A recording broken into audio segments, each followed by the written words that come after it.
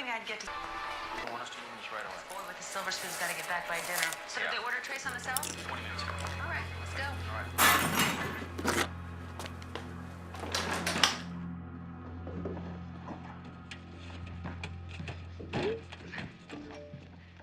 It's not the message you want to see in a situation like this. It's a very rare but real scenario we put together to show you how new text to 911 technology could help save your life.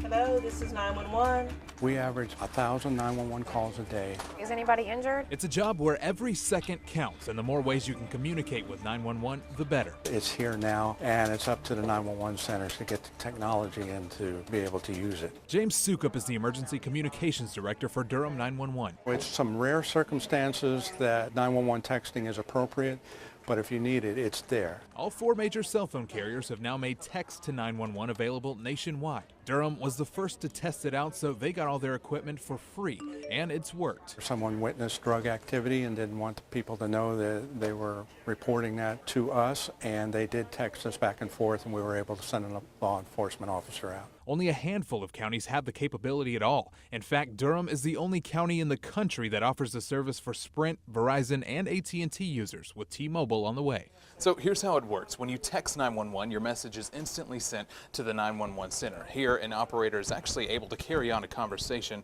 through text message. Their message gets sent right back to your phone, and the most important question is finding out where you are. We have that pre-programmed into our system so we don't have to type it out. We select that question, hit send, so we can speed up that process.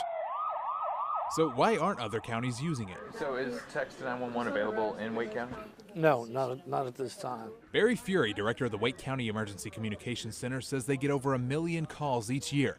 They just haven't installed the technology to receive texts. It's something that we're working diligently to get installed. And there's still a lot of technical work and a lot of technical decisions to be made. There's just not a single solution. Back in Durham, Sukup says they've only received about a dozen texts total. But is it because people don't know about it, or they just don't see any use for it? We hit the streets to find out. I've never thought about that, but yeah, that makes sense. It kind of makes sense, but it doesn't make sense at the same time. So I would prefer to dial it than text it. Sounds like a good idea if you can't actually call, or if you're under duress of some sort and you want to do it under the radar. In that case, you could call 911 and you could just let the phone sit there and, they could hear what's going on. Which brings up one of the system's current downfalls. With a call, 911 operators can pinpoint exactly where you are. That's where the call is, right there. But so far with text, they can only get which cell tower the message came from. And both directors agree a real conversation is still your best option during an emergency. Is there a vehicle he might leave in? Calling is immediate. Okay, I'll let the officer know that.